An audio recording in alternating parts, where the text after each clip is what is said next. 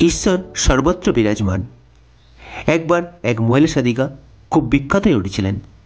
সে তার যৌবনে খুব সুন্দর দেখতে ছিল। একবার হলো কি, চোরেরা তাকে তার ঘর থেকে তুলে নিয়ে এক পতিতালয়ে নিয়ে যায় এবং তাকে সেখানে বেশ মোটা টাকার বিনিময়ে বিক্রি করে দেয়। এখন তাকে সেই কাজ করতে বাধ্য হয়েছিল যা সেখানকার অন্যান্য মহিলারা করেছিল। এবার ওই বাড়িতে প্রথম রাতে একজন লোককে তার কাছে আনা হয়েছিল। ওই লোকটি ঢোকার সঙ্গে সঙ্গে ওই মহিলা তার সঙ্গে কথা বলা শুরু করে দেন। আপনার মতো একজন ভালো মানুষ থেকে আমার মন খুব খুশি, ওই মহিলা বলতে লাগলো। পরক্ষণে সে ওই কাস্টমারকে বলতে লাগলো, তুমি ওই সামনের চেয়ারে বসো, আমি কিছুক্ষণ ভগবানের স্মরণে বসবো, আর চাইলে আপনিও ভগবানের স্মরণে বসতে পারেন। কথা শুনে ওই যুবকের বিস্ময়ের সীমা রইল না। সেও সেই মহিলার সাথে একসঙ্গে মাটিতে বসে পড়ল। তারপর ওই মহিলা উঠে বলল, আমি নিশ্চিত যে একদিন আমাদের সবাইকে মরতে হবে। আপনি কিছু মনে করবেন না। আপনি যে পাপ করতে চান তা আপনাকে নরকের আগুনে ঠেলে দেবে, সেটাও ভালো করে বুঝতে হবে। এখন আপনি নিজেই সিদ্ধান্ত নিন, আপনি কি এই পাপ করে নরকের আগুনে ঝাঁপ দিতে চান নাকি এড়িয়ে যেতে চান। কথা শুনে ওই যুবক স্তব্ধ হয়ে গেল। সে এবার ভীত হয়ে বলল, হ্যাঁ পবিত্র নারী, আপনি তো আমার চোখ খুলে দিয়েছেন, যা এখনও পাপের ভয়াবহ পরিণতির জন্য বন্ধ ছিল। আমি প্রতিজ্ঞা করছি যে আমি আর কখনো এই পতিতালয়ের দিকে পাও রাখব না। সেই মহিলার কাছে প্রতিদিন নতুন নতুন পুরুষকে পাঠানো হতো। প্রথম দিনে আসা মানুষটির মতো তাদের জীবনও বদলে গেল। সেই পতিতালয়ের মালিক খুব অবাক হলেন যে যেখানে এত সুন্দরী এবং যুবতী মহিলা থাকা সত্ত্বেও যে খদ্দের একবার এসেছিল সে আর তার সঙ্গে দেখা করতেও আসেনি। যখন মানুষ কোনো সুন্দর মেয়ের জন্য পাগল হয়ে যায় তখন সে তার চারপাশে ঘুরে বেড়ায়, কিন্তু এখানে তো অন্য জিনিস ঘটছে। সে এবার সেই মহিলার রহস্য জানার জন্য ওই পতিতালয়ের মালিক এক রাতে তার স্ত্রীকে একটি গোপন জায়গায় বসিয়ে দেন, আর যেখান থেকে তিনি ওই মহিলার ঘরের সব কিছু ভেতরে দেখতে পান। তিনি জানতে চাইলেন, একজন পুরুষকে যখন ওই নারীর কাছে পাঠানো হয় তখন সে তার সঙ্গে কেমন আচরণ করে।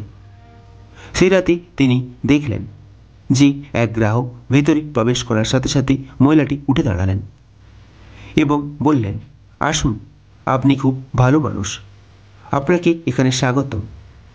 এই পাপের ঘরে আমি সর্বদা স্মরণ করি যে ঈশ্বর সর্বদা বিরাজমান।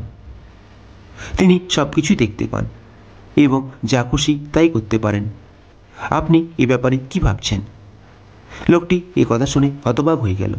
শেষ পর্যন্ত ইতস্তত করে বললেন, হ্যাঁ, পণ্ডিত মৌলবীরাও একই কথা বলেন।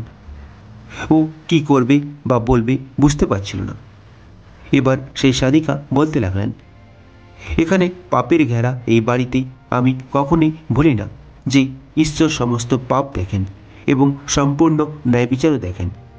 তিনি অবশ্যই প্রত্যেক ব্যক্তিকে তার পাপের জন্য শাস্তি দেন। এখানে এসে যারা পাপ করে তারা এর শাস্তি পায়। তাদের অগণিত দুঃখ কষ্টের সম্মুখীন হতে হয়। ভগবান আমাদেরকে মানুষ জন্ম দিয়েছে কিছু ভালো কাজ ও ভজন পুজো করার জন্য, জগতের দুঃখ থেকে চিরতরে মুক্তি পাওয়ার জন্য, ভগবানের সাথে দেখা করার জন্য, পশুর চেয়েও নিকৃষ্ট হয়ে নষ্ট না হওয়ার জন্য। আগে যারা এসেছেন তাদের মতো এই পুরুষেরও সেই মহিলার প্রয়োজন ছিল, কিন্তু ওই সাধিকার কথায় লুকিয়ে থাকা সত্যটা সে বুঝতে পারল। জীবনে প্রথমবারের মতো সে বুঝতে পারল সে কি গুরুতর পাপ করতে এসেছিল এবং আজ আবার করতে যাচ্ছে। এবার সেই ব্যক্তি অঝরে কাঁদতে লাগলেন এবং সেই মহিলার পায়ে পড়ে ক্ষমা চাইতে লাগলেন। ওই সাধিকার কথাগুলি এতই সরল এবং সৎ ও হৃদয়স্পর্শী ছিল যে পতিতালয়ের মালিকের স্ত্রীও বাইরে এসে তার পাপের জন্য অনুতপ্ত হতে শুরু করল। অতঃপর তিনি বললেন, হে পবিত্র কন্যা, তুমি সত্যিই একজন সাধিকা। আমরা কত কিছু করে তোমার ওপর বড় পাপ চাপাতে চেয়েছিলাম, কিন্তু তুমি সবার চোখ খুলে দিয়েছ। আমি আজ থেকে পাপের এই জলাভূমি থেকে বেরিয়ে আসতে চাই।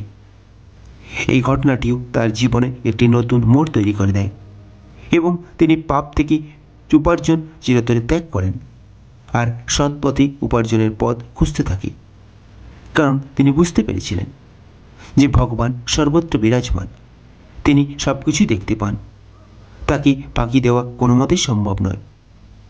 ধন্যবাদ বন্ধুরা।